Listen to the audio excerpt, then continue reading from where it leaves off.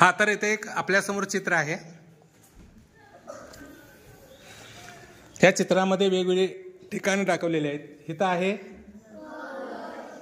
इथं आहे, इथं आहे, इथं आहे नदी. तर आपल्याला या चित्राचं निरीक्षण करायचं आहे. या चित्राचं काय करायचं आहे? निरीक्षण. आणि आपल्याला, तुम्ही इथं राहता असं समजू, घरात. कुठं राहता? घरात. इथून आपल्याला खजिन्याला पोचायचं आहे आणि खजिन्याला जाण्यासाठी वेगवेगळे मार्ग आहेत, रस्ते आहेत. आता घरापासून खजिन्याच्या ठिकाणापर्यंत पोहोचण्यासाठी जवळचा मार्ग कोणता, हे याचं उभं राहून उत्तर द्यायचं आहे आपल्याला. जरा विचार करा, हात वर करा. ज्यांना ज्यांना उत्तर येतं त्याने हात वर करा.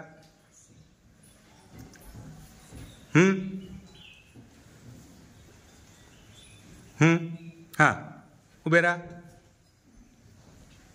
हा हा हा, जवळचा रस्ता घरापासून इकडे गेल्यावर. कुठं कुठं पहिलं घरापासून कुठं जाणार? खजिन्याकडे जायचं आहे म्हणा. पहिल्यांदा कुठं जाणार? जंगलाकडे जाऊन, मग नदीकडे जाऊन, खजिन्याकडे जायचं. हा, तोच मार्ग का निवडला? कारण घरापासून खजिन्याकडे येण्यासाठी 40 किलोमीटरला जायला लागतं आणि इकडून इथे यायला 38 किलोमीटर. हा, म्हणजे घरापासून जंगलचं अंतर किती आहे बघ? 12 किलोमीटर. हा, आणि जंगलापासून पुढे नदीला जायला 11 किलोमीटर. आणि तिथून नदीपासून खजिन्याला जाण्याचा.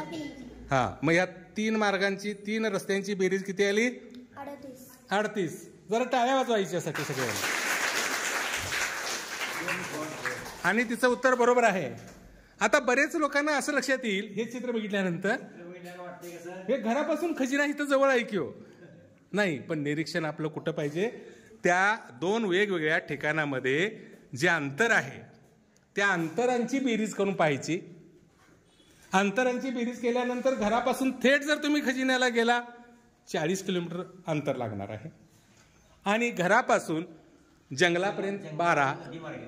हा, जंगल, नदी मार्गे खजिना. अगदी शांतपणे विचार करून तुम्ही चांगलं उत्तर दिलेलं आहात.